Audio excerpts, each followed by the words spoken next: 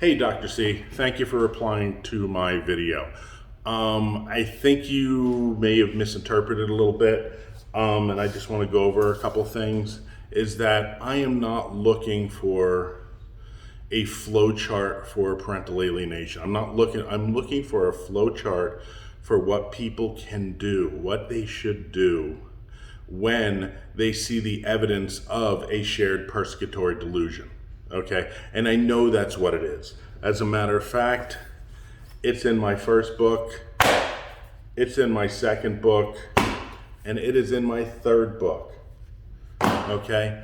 One of the things I would like to address too is parental alienation is in your book. So the term is just a synonymous thing of what we're going through. It is not, the encapsulation or the reason that we're going through it. We are going through a shared persecutory delusion, and I realize that. So that's why it's in all my books. That's why it's in my handouts. That's why it's on my website. That goes into it, because the moment you say, "Hey, Your Honor, I have parental alienation," they laugh at you, versus, "Hey, I have a shared persecutory delusion," and they laugh at you because they don't know what the hell that means. So it's in my books, it's in all the stuff, but what I am looking for is for things, and this is the essence of my video. The parents need some type of flow chart they can follow. They understand. They've read your book. They know about the role reversal. They know about the cross-generational coalition. They know about the splitting and the anxiety and the depression that it all comes from. But we need to know what we should do to react when we see this. Okay, if you start seeing this, now in this book and on my website, it is free. Okay, you can go to cawrb.com. Okay, and there are letters, and there's like 11 letters, and they're all backed up by appendices, by attachments. Attachment A is that emotional abuse is as bad, if not worse, than sexual or physical abuse. And it's actually more than sexual and physical abuse combined. Number 2 is a letter that the APA sent to Donald Trump in 2018, which goes into why separation from a child and a parent is so devastating. It goes through all the stuff over at the border, and my address in my first book, Victim, goes into my letter that went out to them and they refused to respond to.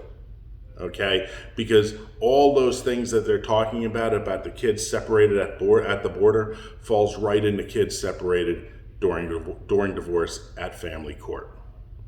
Okay, so we're looking for a roadmap of how we should handle this if this is happening in our lives. Okay, if this is happening to our children. What do I do? Who do I speak to? What do I say? On my website, where it says letters, there are all the attachments and there are all the letters that go out which address shared persecutory delusion and address the letters and show the letters.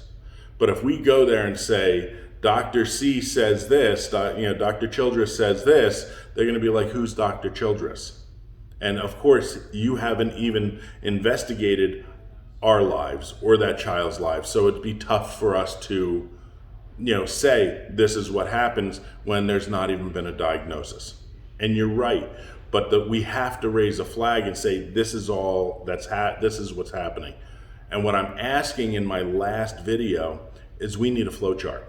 Every parent understands, if they've read your book, this is all these pink things are my life along with your book.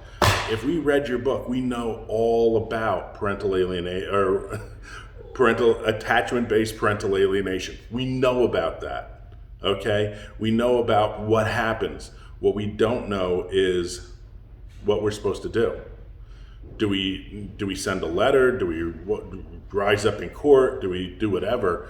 That's what we're looking for, okay? So there has not been any one of these experts that really has written a flow chart, which I'm going back to flow chart, that says, hey, if they do this, you do this. If you're worried about this and it looks like parental alienation, you should actually go and have a letter that's sent out so you have a specialist to investigate. Because as you know, there are so few specialists that understand what a shared persecutory delusion is, let alone not have to read it and figure out what the hell it is. So we need some type of flow chart. If you can supply that, if you could recommend someone who can supply that, that would be awesome. And the reason I said Ryan Thomas in my last thing, and Ryan Thomas Speaks, is because I do believe that he is very good at pattern recognition. Pardon me. Pattern recognition is all about shared persecutory delusion and parental alienation because it follows steps by step by step. You can actually sit and do a question and answer with a child, and you'll know the answer before you even ask the questions. Why? Is because it's the way the mind thinks and the way it's happening with that shared persecutory delusion.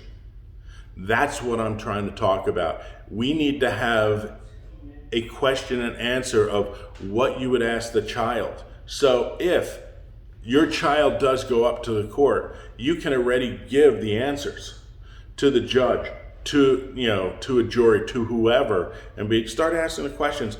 And you know what? They're going to read the answers just as that child is saying them. Also, how do I handle this? How do I react when I'm not getting any answers? What do I say? There are methods, there are different things. There is a strategy, a process. Now, because I have not seen this, how can I say this? Because I have not seen this turned over on children. And I have not seen in the experts, supposedly, they have seen this turned over on children again and again and again. So they know the pattern. And they're withholding that pattern that us parents should use. And we're clueless. Because this not only is contrary to everything we believed in and everything we know, we don't know the right steps to make. So that's why I made this video.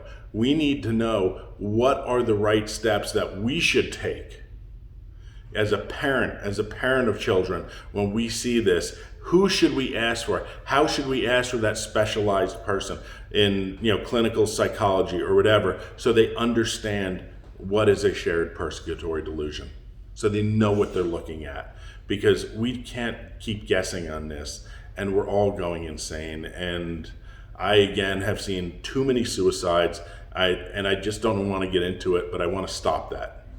Okay? So, I rambled on a lot, but I hope I got my point across, is that kids are structured when they're in a shared persecutory delusion, role reversal, the whole bit. Their mind is like click, click, click, click, click. There's a certain set of steps.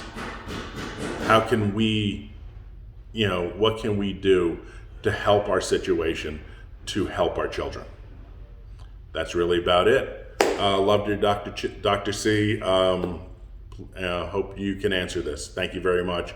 And by the way, I'm not Gardnerian, okay? Contrary to popular belief, where your book says a model of parental alienation, it says it right there. It doesn't say a model of shared persecutory delusion. I know you're not a Gardnerian because you have a whole chapter in there that basically says you're not. Much love, everybody. Have a great day.